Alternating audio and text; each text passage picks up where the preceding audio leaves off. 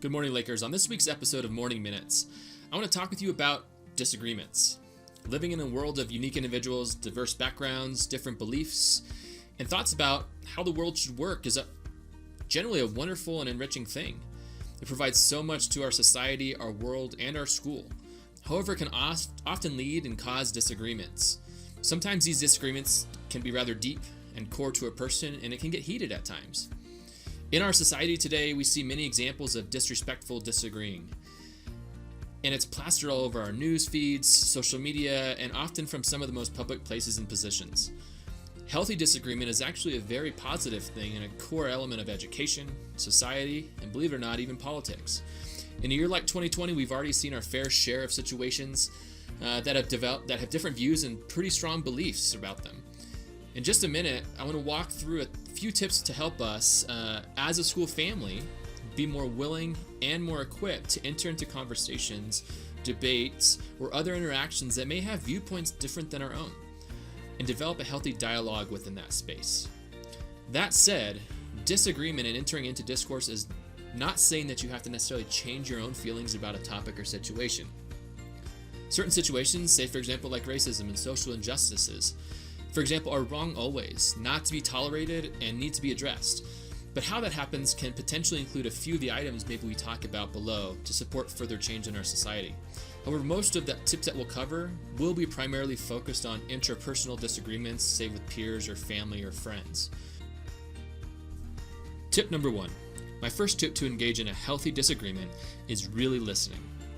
A lot of us, if asked, would say we do listen when we enter into a conversation. But do we really listen? Generally speaking, and most of us are guilty of this from time to time, when we enter a conversation that we disagree with someone else, we're not typically listening critically. We're most often listening to find a gaffe, inaccurate fact, or another way that we can get the upper hand in the disagreement, instead of listening to understand. Often our listening is really us thinking about our next response. It is not always easy, but to really listen, try to practice good active listening skills. Active listening, while cliche at times, means that you're demonstrating you are invested and interested in hearing what the other person says. Start by focusing on them. Put your phone away. Look them in the eyes. Nod that you're following along. Turn your body to face them and lean towards them. Also allow them time to pause, think, and speak. Don't rush to fill in an empty spot or pause or empty space.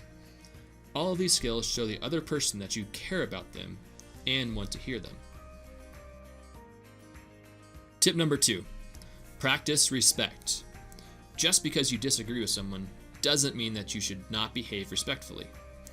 While we typically believe we are right, and even if we are, in the disagreement, the other person also deserves a level of respect and an opportunity to be heard.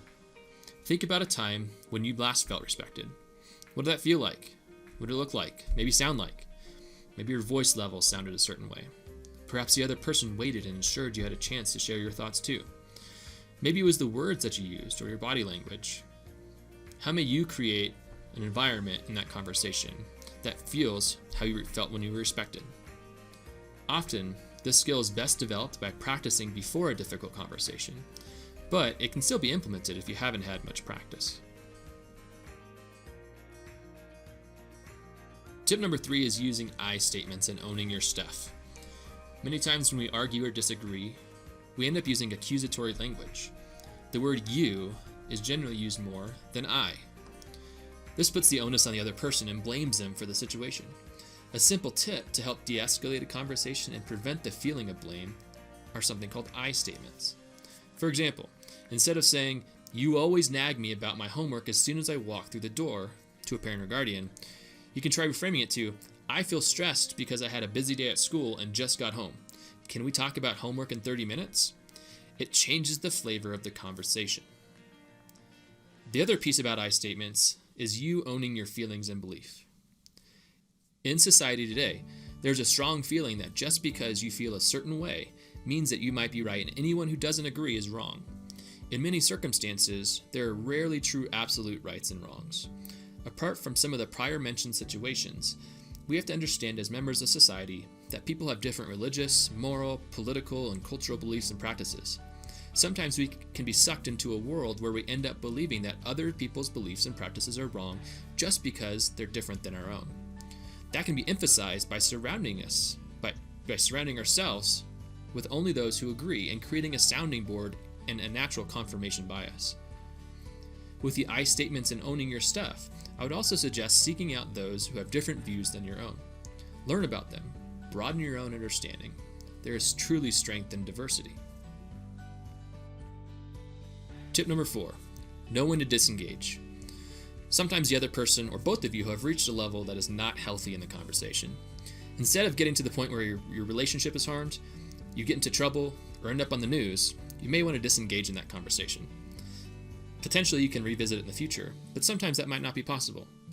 To disengage respectfully, if you're still in a place where you can communicate, you need to explain that you can't fully listen to their views right now and would like to continue at some point in the future. If that opportunity is gone, maybe it's too heated, it may be best just to walk away, leave the conversation, leave the comment thread, because continuing to engage will generally not result in anyone learning anything new and usually does more harm than good. So as we go through our lives, we'll have disagreements, and they're not bad or to be avoided. However, remember to really listen, practice respect, own your stuff, and know when to disengage. With some of these skills and lots of practice, you can and will become a better communicator, a stronger family member, friend, and a societal contributor. Try to practice at least one of these things this week. Have a great day, Lakers.